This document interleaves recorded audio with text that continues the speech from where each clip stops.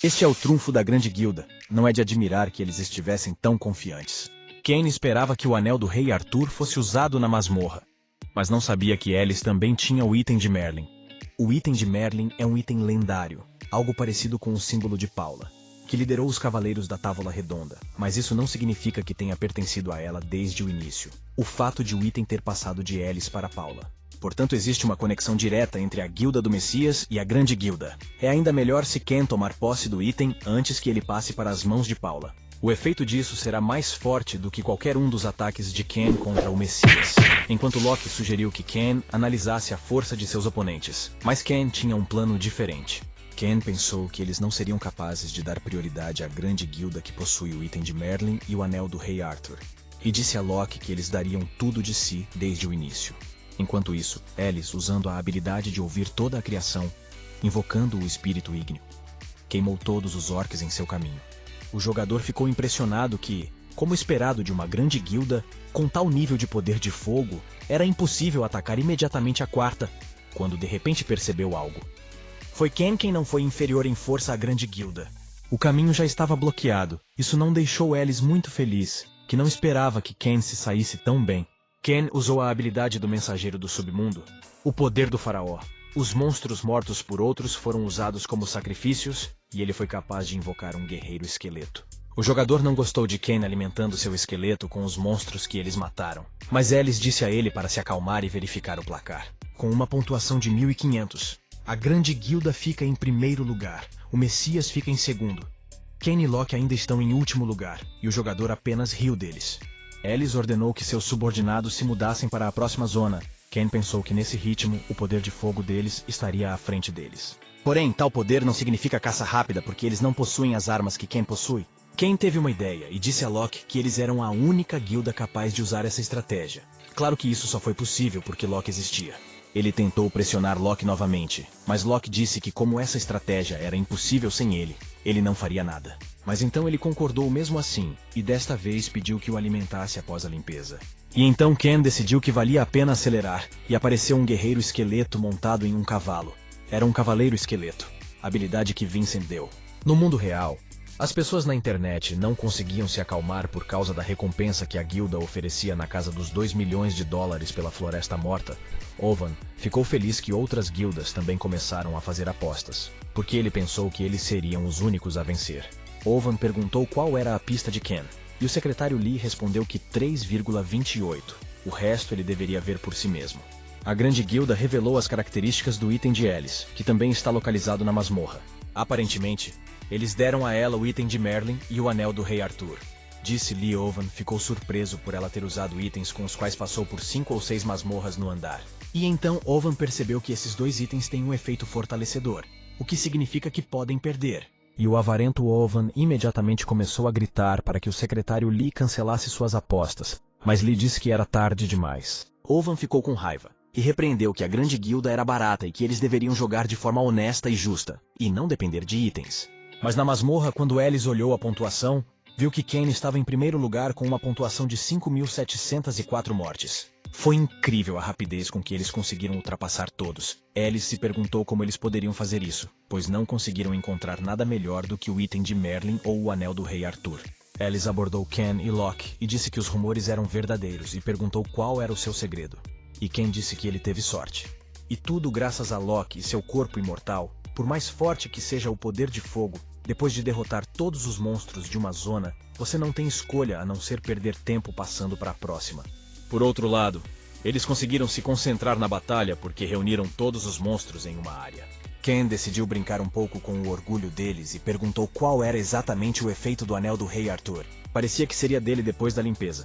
Então ele queria saber com antecedência, disse Ken, e sugeriu que ela entregasse a ela agora mesmo.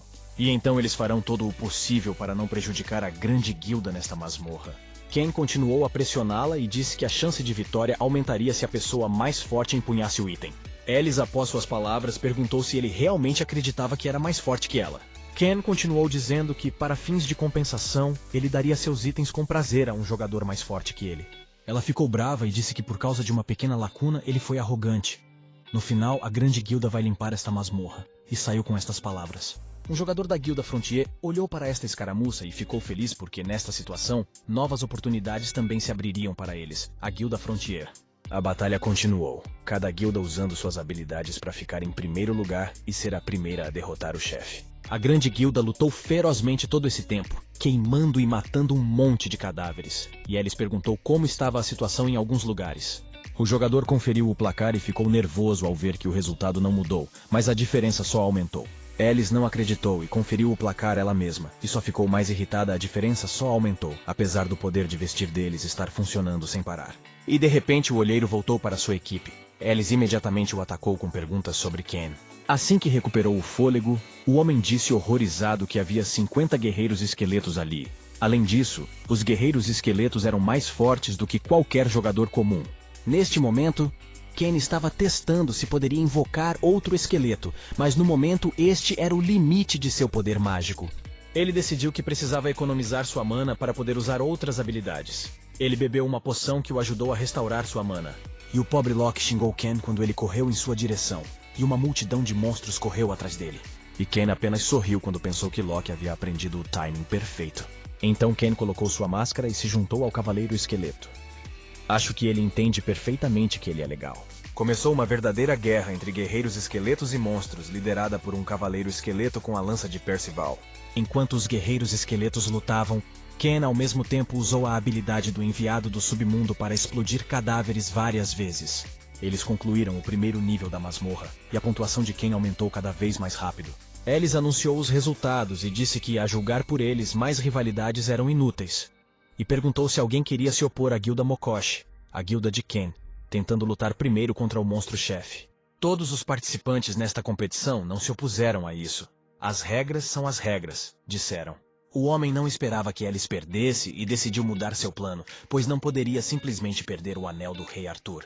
Ellis apertou a mão de Ken e admitiu que o havia subestimado, mas lembrou-lhe que ainda havia um segundo nível, e se ele perdesse, eles seriam os próximos. Passando para o segundo nível, uma névoa espessa aguardava os jogadores, e nessa névoa, eles deveriam encontrar e derrotar uma tartaruga de terra. Não entendo como uma tartaruga pode ser um monstro. Ellis ordenou que seus jogadores se separassem e vasculhassem a área, quando um jogador sugeriu que ela relaxasse um pouco porque parecia assustada. Ela, claro, o mandou para o inferno. Aquele jogador era Jay da Guilda Frontier. Ele propôs a ela unir forças. Jay continuou dizendo que a Grande Guilda e a Guilda da Fronteira já haviam trabalhado juntas, embora a ideia tenha falhado na época. Mas agora eles não podem simplesmente dar suas propriedades a algum cara de esquerda. Ellis pareceu interessado nessa proposta e perguntou como exatamente ele queria combinar seus poderes. Ele disse que acidentes acontecem frequentemente em masmorras, por exemplo.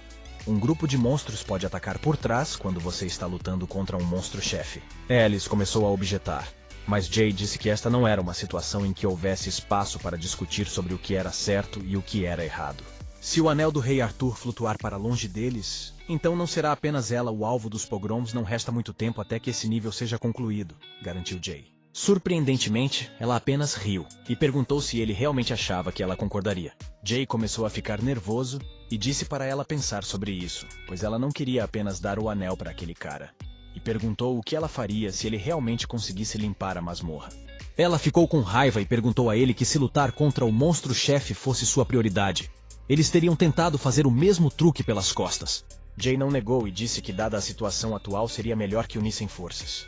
Ellis disse que se ela fingisse que eles não teriam ouvido nada, ela avisou que de agora em diante, se ele interferisse com eles, ela o faria se arrepender. E durante as negociações, Ken já havia destruído a tartaruga terrestre e limpado a masmorra. É difícil competir com essa velocidade. Ao lado da tartaruga terrestre morta, Locke caiu de joelhos e agarrou seu lado. Ken perguntou como ele estava, ao que Locke respondeu que suas costelas estavam quebradas. Um esqueleto poderia dar conta de tais tarefas. Não era necessário sobrecarregar Locke.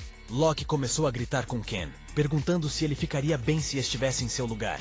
Continuando a repreender Ken, apontando que eles ainda estavam vivos graças a ele, porque qualquer outra pessoa já teria morrido há muito tempo, ele roubou guloseimas de seu inventário e as comeu. A bênção do rio Stygia foi aplicada, e sua saúde foi totalmente restaurada. Ele percebeu que durante o tempo que esteve com ele, a bênção do rio Stygia aumentou em 3 níveis. Depois ele se levantou e perguntou onde eles estavam com tanta pressa, pois a primeira que